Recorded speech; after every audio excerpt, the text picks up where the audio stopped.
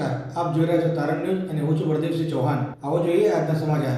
દાંતાના અંબિકા જ્વેલર્સના માલિકનું ગ્રાહક સાથે અસભ્ય વર્તન સામે આવ્યું। દાંતાના રતનપુર ગામમાં રહેતા અને છૂટક મજૂરી કરી પોતાનું ગુજરાન ચલાવનાર રાવળ યોગી સમાજના પરિવાર સાથે અંબિકા જ્વેલર્સના માલિકે અસભ્ય વર્તન કરતા ગ્રાહકે દાંતા પોલીસ સ્ટેશનમાં અરજી નોંધાવી। ત્યારબાદ વધુ પૂછપરછ કરતા જાણવા મળ્યું હતું કે 2016માં આ પરિવારની આર્થિક પરિસ્થિતિ મંદી હોવાના કારણે પૈસાની જરૂર પડતા અંબિકા જ્વેલર્સની જૂની દુકાનમાંથી ચાંદીના દાગીના ગીરવે મૂકી પૈસા વ્યાજે લીધા હતા। થોડાક સમય બાદ ગ્રાહકે ઉઘરાણી કરતા અંબિકા જ્વેલર્સના માલિકે કોઈ જવાબ આપ્યો ન હતો। એમ કરતા 26 જાન્યુઆરી 2026ના દિવસે અંબિકા જ્વેલર્સમાં જઈને પોતાના દાગીના પાછા માંગ્યા હતા અને તે વ્યાજે લીધેલી રકમ ભરવા માટે ગયા હતા ત્યારે દુકાન માલિકે તેમને ધમકાવી ગાળો બોલી પાછા ધકેલી દીધા હતા। ત્યારબાદ પોલીસ સ્ટેશનમાં અરજી કર્યા બાદ કોઈ કાર્યવાહી ન થતા આ પીડિત પરિવારે મીડિયાનો સહારો લીધો હતો અને યોગ્ય ન્યાય માટે માગણી કરી હતી અને હાલમાં સમગ્ર દેશમાં સોના ચાંદીએ માથું ઉંચક્યું છે તો વધુ ભાવના કારણે હાલ સોનું ચાંદી આ ગરીબ પરિવાર ખરીદી શકે એમ ન હોવાથી ગીરવે મૂકેલા દાગીના છોડાવવાની તૈયારી બતાવી હતી।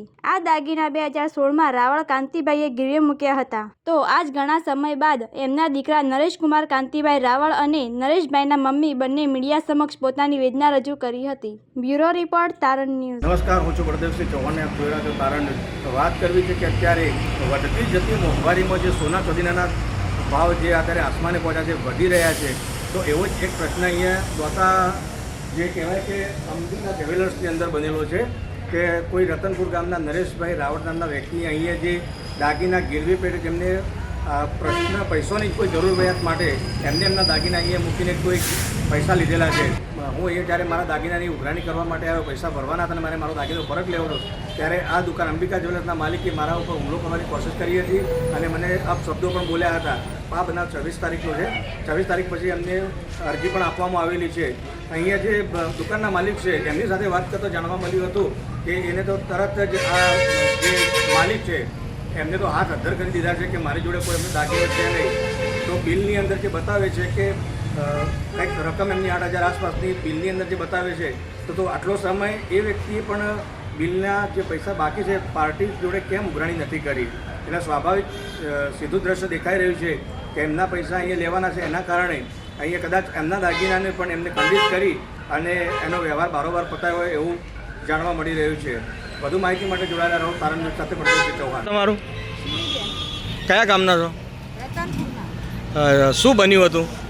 મારા 500 ગ્રામનો હોકળો મારા ઘરવાળા મેકી ગયા હતા, 8,000 રૂપિયા લીધા છે સાહેબ। ગીરવા મેલ્યો તો મારા ડોશીમાં બોધો હતો, હું બીમાર હતી। કેટલો સમય થયો આ વાતને? આ 2016માં મેલ્યો સાહેબ। પછી હું આવી હતી, હું લેવા પણ એ પૂરું થઈ ગયું એટલે પછી હું જતી રહી। પણ મારા છોકરા હોશિયાર થયા એટલે કે ભાઈ શું મેકી વસ્તુ, એટલે મેં કીધું ભાઈ આ ભાઈ નહીં મૂકી આવી। આ અંબિકા જ્વેલર્સમાં જ મૂક્યા હતા તમે? એની દુકાન પહેલાંથી અહીંયા છે કે બીજી જગ્યાએ? હા, પેલી જગ્યાએ જૂની દુકાન હતી ત્યાં પહેલાં?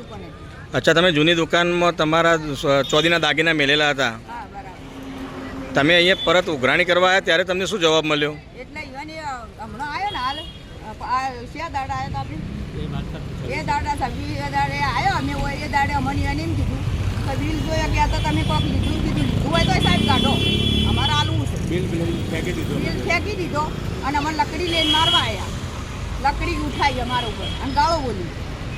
અમે મારા છોકરાને કીધું હેડો બહાર આપણે આવું પાસે એવું નહીં, આપણે એફઆર આપી દીધી। પોલીસને કોઈ કાર્યવાહી કરેલી ખરી? ના, કોઈ કરી હજુ સુધી કોઈ કર્યું નહીં સાહેબ।